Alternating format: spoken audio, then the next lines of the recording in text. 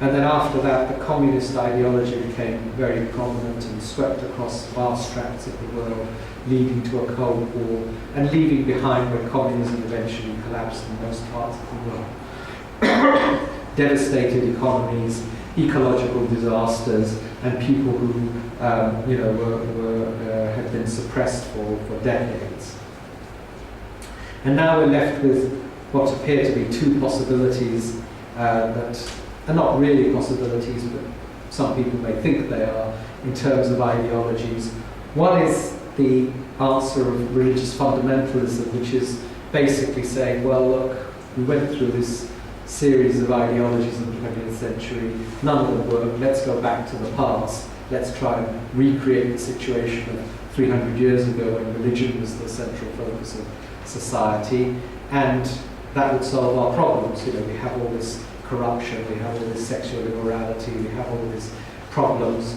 Religion is the answer to these problems, and if we just create a religious fundamentalist state, it will solve these problems.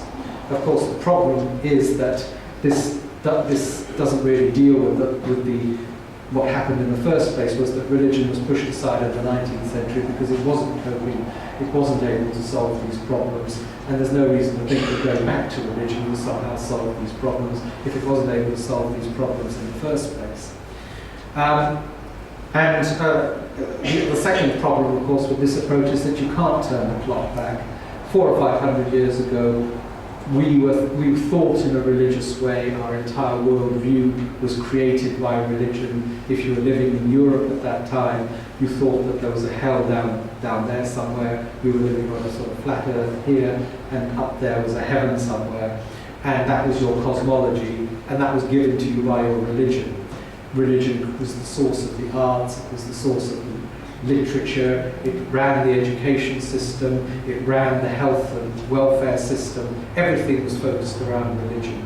And the mind, our vision of what the world was set out by religion.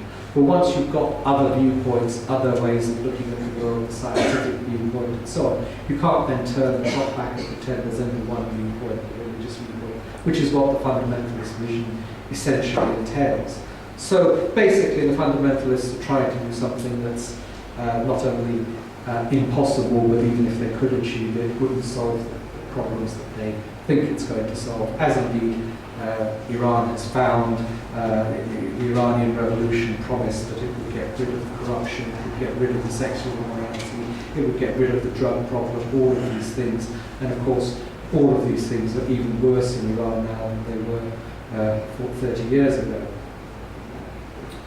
Okay, and the other alternative is free market capitalism. And again, this is not really an ideology, because an ideology should create bonds of cohesion. It should give you a vision of where you're aiming for. It should create the values of a society. And free market capitalism doesn't do any of these things.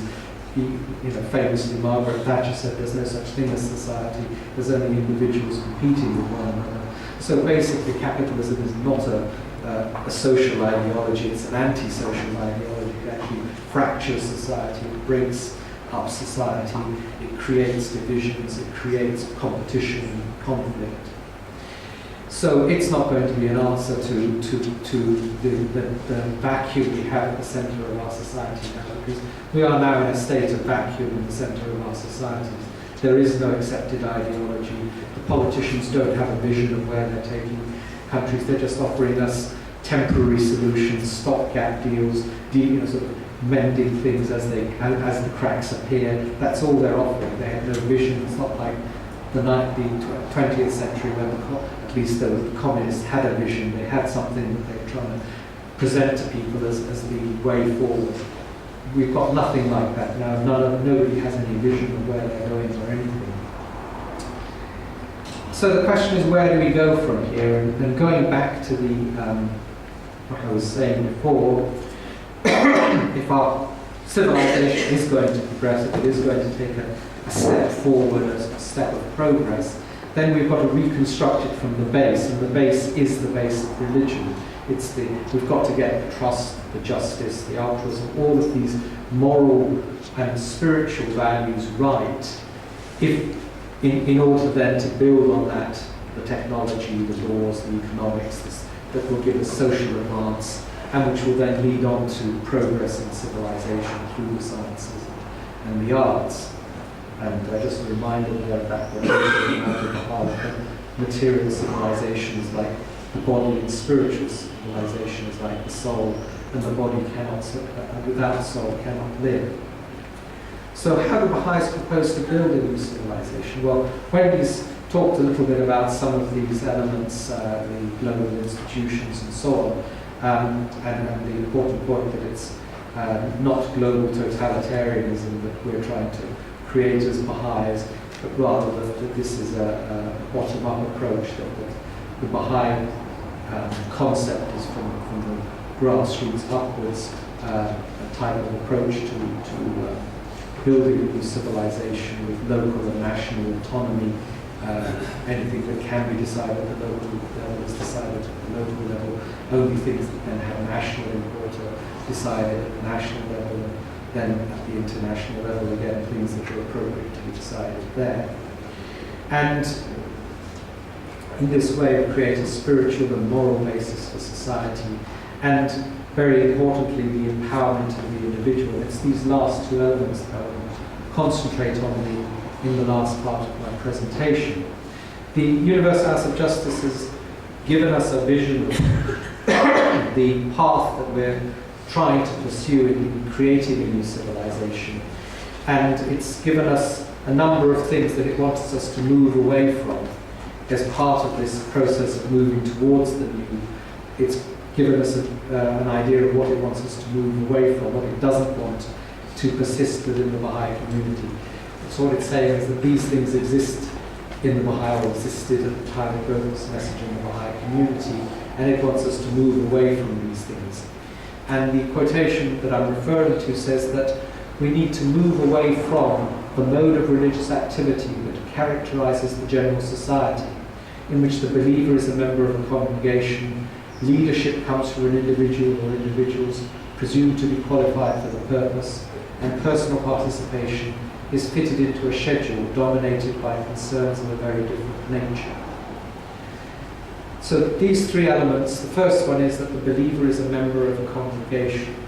Now, if you think about it, congregation is where people sit down, the priest comes and tells them, preaches at them, tells them what to think, tells them what their religion is, tells them what to believe, tells them what to do, and they sit there and they just passively absorb all of that. And this is what the Universal House of Justice wants us to move away from. And it's given us the tools for doing that by creating the study, the institute process, the course of books that we go through.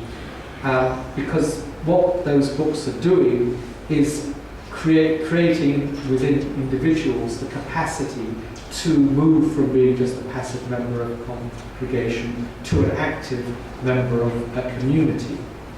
If you think about what these study institute, the Moojan books do, they enable people who have not been used to thinking for themselves to study a passage, think about it, create ideas about it, and most importantly express themselves, because people who are at the bottom rung of society are not used to expressing themselves. They've never been asked for their opinions, they've always been told what to think.